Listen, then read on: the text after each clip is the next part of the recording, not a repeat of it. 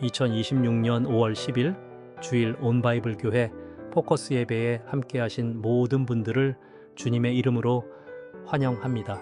오늘 성서 본문은 마태복음 23장 27절과 28절입니다.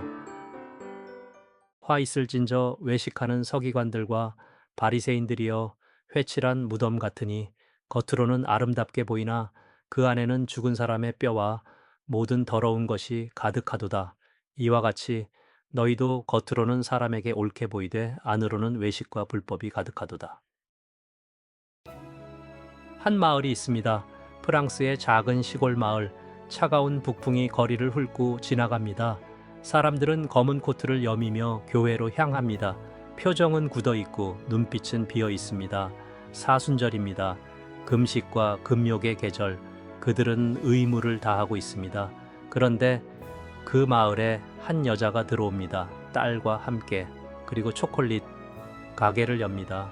사순절에 하필이면 마을의 시장은 불쾌합니다.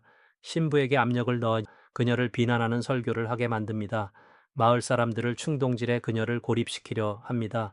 그러나 이상한 일이 벌어집니다. 그녀의 초콜릿을 맛본 사람들이 하나씩 변하기 시작합니다. 굳어있던 얼굴에 웃음이 돌아옵니다. 오래 닫혀있던 마음이 열립니다. 저는 이 영화를 보면서 한 가지 질문을 갖게 되었습니다. 왜 종교는 초콜릿을 두려워했는가? 그리고 그 질문은 다른 질문으로 이어졌습니다. 나는 지금 신앙을 살고 있는가? 아니면 종교를 수행하고 있는가? 2000년 개봉한 영화 초콜릿, 초콜릿이 그리는 마을 사람들의 모습은 낯설지 않습니다. 시장 레너드는 아내가 도망갔지만 체면 때문에 여행을 갔다고 속입니다. 술집 주인은 아내에게 습관적으로 폭력을 행사합니다. 사랑이 식어버린 부부가 있고 짝사랑을 바라보기만 하는 할아버지가 있고 아들을 집착으로 올가매는 어머니가 있습니다. 그런데 주일이 되면 그들은 모두 같은 얼굴로 교회에 앉습니다. 무표정하게, 의무적으로 아무 일도 없는 사람들처럼. 영화가 말하는 것은 이것입니다. 종교는 사람들에게 가면을 요구한다는 것, 실제로 느끼는 것과 보여주어야 하는 것 사이의 간격을 메우기 위해 사람들은 가면을 씁니다. 그리고 그 가면을 오래 쓰다 보면 자신이 가면을 쓰고 있다는 사실조차 잊게 됩니다. 영화 속 마을을 감싸는 차가운 북풍은 그 마을의 실체를 상징합니다. 규율은 있지만 온기가 없습니다. 경건은 있지만 생명이 없습니다. 형식은 있지만 자유가 없습니다. 그런데 영화는 거기서 멈춥니다. 종교가 가면을 씌운다는 것은 보여주지만 그 가면을 벗게 하는 것이 무엇인지에 대해 영화는 충분히 말하지 못합니다. 초콜릿이 그 역할을 하지만 그것은 하나의 상징일 뿐입니다. 성서는 바로 그 자리에서 말을 시작합니다. 영화의 후반부에 마을의 젊은 신부가 설교단에 섭니다. 그런데 그는 예상과 다른 말을 합니다. 우리가 어떤 것을 하지 않은 것으로, 어떤 것을 거부한 것으로, 누군가를 배척한 것으로 우리가 선하다고 판단해서는 안 됩니다. 우리의 선함은 우리가 누군가를 인정했는지, 어떤 일을 함께 나누었는지, 누군가를 용납했는지로 판단해야 합니다. 하지 않은 것, 거부한 것, 배척한 것, 그것이 종교가 내세우는 경건의 기준이었습니다. 그러나 신부는 말합니다. 그것이 선함의 기준이 될 수 없다고. 저는 이 장면이 영화에서 가장 신학적으로 정직한 순간이라고 생각합니다. 그러나 영화는 왜 그것이 다른지, 무엇이 진짜 경건인지 그 근거를 성서에서 찾지는 못합니다. 성서는 그 질문에 훨씬 더 오래전부터 답하고 있었습니다. 마태복음 23장은 예수께서 가장 강한 언어를 사용하신 장입니다. 온유하고 겸손하다고 알려진 예수께서 이 장에서는 화 있을진저라는 말을 반복하시며 서기관들과 바리새인들을 정면으로 꾸짖으십니다. 심지어 독사의 새끼들이라는 표현까지 사용하십니다. 왜 그랬을까요? 본문 27절에서 예수께서는 이렇게 말씀하십니다. 화 있을진저 서기관들과 바리새인들이여 회칠한 무덤 같으니 겉으로는 아름답게 보이나 그 안에는 죽은 사람의 뼈와 모든 더러운 것이 가득하도다. 그리고 28절에서 그 설명을 이어가십니다. 이와 같이 너희도 겉으로는 사람에게 옳게 보이되 안으로는 외식과 불법이 가득하도다. 회칠한 무덤. 이 비유를 제대로 이해하려면 당시의 맥락을 알아야 합니다. 유대인들은 무덤을 부정한 것으로 여겼습니다.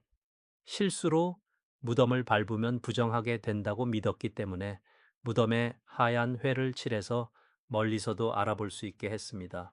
겉은 희고 깨끗해 보이지만 안은 썩어가는 시체로 가득한 곳. 예수께서는 바로 그것으로 당대 최고의 종교 지도자들을 비유하셨습니다. 이것은 단순히 위선을 비난하는 말이 아닙니다. 더 깊은 신학적 진단입니다. 서기관들과 바리새인들은 율법의 전문가들이었습니다. 그들은 율법의 조항들을 지키는 데 있어서 누구보다 철저했습니다. 그런데 예수께서는 바로 그 철저함을 문제 삼으셨습니다. 왜냐하면 율법은 본질적으로 행위를 규정하는 것이기 때문입니다. 보이는 행위의 결과가 중요하고 보이지 않는 마음의 동기는 중요하지 않습니다. 그 결과 율법은 필연적으로 위선을 낳습니다. 속이 아무리 비어 있어도 겉으로 율법이 요구하는 행위를 하면 의로운 사람으로 인정받는 구조가 만들어지는 것입니다. 예수께서는 산상수훈에서 그 구조를 정면으로 뒤집으셨습니다.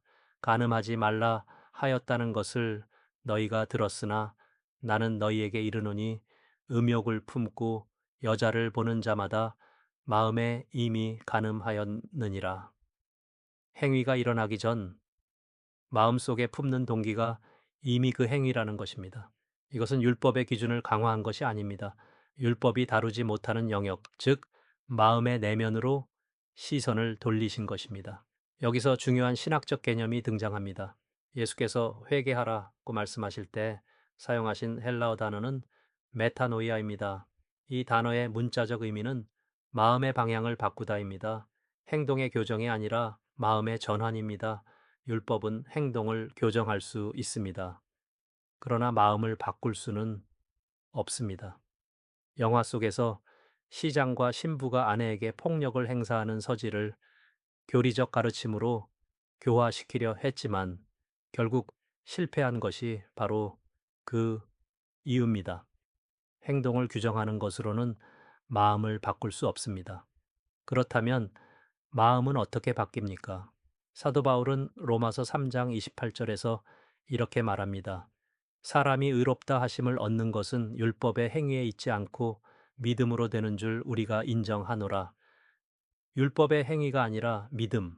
그런데 바울이 말하는 믿음은 단순한 지적 동의가 아닙니다. 그것은 십자가 앞에서 자신의 가면을 내려놓는 것입니다. 스스로 의롭다는 주장을 포기하는 것입니다. 그리고 오직 예수 그리스도의 은혜만을 신뢰하는 것입니다. 바울은 에베소서 2장 8절과 9절에서 그것을 이렇게 표현했습니다. 너희는 그 은혜에 의하여 믿음으로 말미암아 구원을 받았으니 이것은 너희에게서 난 것이 아니요 하나님의 선물이라. 행위에서 난 것이 아니니 이는 누구든지 자랑하지 못하게 함이라. 구원은 인간이 만들어내는 것이 아닙니다. 그것은 하나님이 주시는 선물입니다.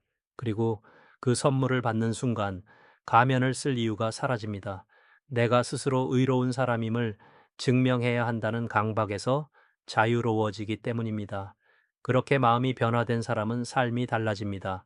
메타노이아는 필연적으로 삶의 변화를 수반합니다. 그러나 그 변화의 방향은 율법이 요구하는 것과 다릅니다. 율법은 하지 말아야 할 것들의 목록을 줍니다. 그러나 은혜로 변화된 사람은 할 수 있는 것을 향해 열립니다. 용납하고 용서하고 포용하는 것, 영화 속 비양이 자신을 배척하는 마을을 끝까지 사랑으로 품으려 했던 것처럼 하박국 선지자는 모든 것이 사라진 자리에서 이렇게 고백했습니다.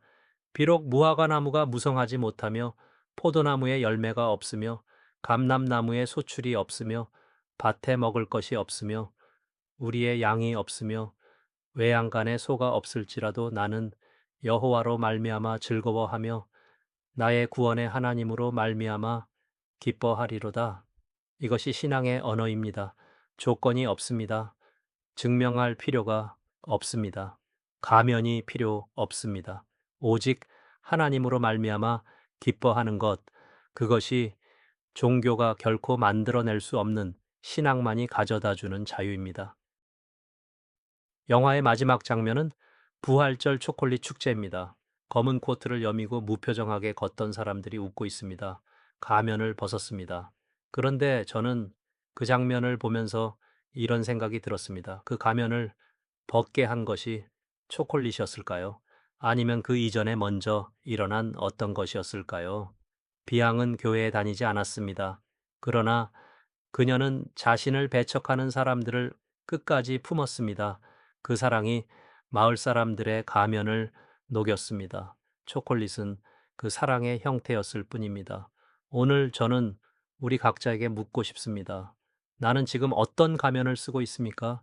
신앙인이라는 가면입니까? 괜찮은 사람이라는 가면입니까? 아니면 상처 없는 사람이라는 가면입니까?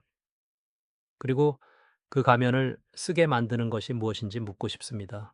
혹시 내가 믿는다고 말하는 그 신앙이 나에게 가면을 요구하고 있지는 않습니까? 예수께서는 회칠한 무덤을 향해 말씀하셨습니다. 그러나 동시에 무거운 짐 진 자들에게는 이렇게 말씀하셨습니다. 수고하고 무거운 짐 진 자들아, 다 내게로 오라. 내가 너희를 쉬게 하리라. 가면의 무게를 내려놓을 수 있는 자리가 있습니다.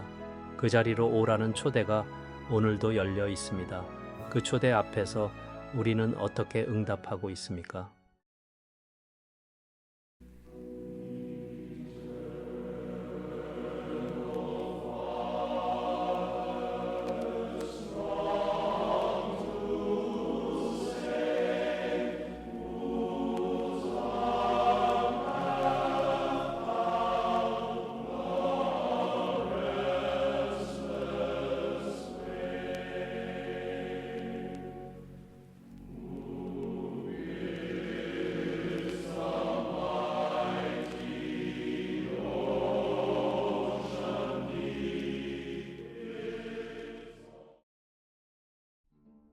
하나님, 우리는 저마다 가면을 쓰고 살아갑니다. 괜찮은 척, 강한 척, 상처 없는 척, 때로는 신앙인이라는 가면까지 쓰고 주님 앞에 섭니다. 그 가면이 너무 익숙해져서 이제는 그것이 가면인지조차 모를 때가 있습니다. 오늘 그 가면을 주님 앞에 내려놓습니다. 회칠한 무덤처럼 겉은 깨끗해 보이지만 안으로는 두렵고 지치고 비어 있는 우리의 모습을 있는 그대로 가지고 나옵니다. 우리에게 필요한 것이 더 많은 규율이 아니라 은혜라는 것을 압니다. 행위로 의로움을 증명하려는 것이 아니라 십자가 앞에서 그 짐을 내려놓는 것임을 압니다. 수고하고 무거운 짐을 진 자들을 쉬게 하신다는 그 약속을 오늘 우리에게도 허락하여 주십시오. 가면 없이 주님 앞에 설 수 있는 용기를 주십시오. 그리고 우리 곁의 사람들도 우리 앞에서 가면을 내려놓을 수 있도록 우리가 먼저 그런 사람이 되게 해 주십시오. 예수님의 이름으로 기도합니다. 아멘.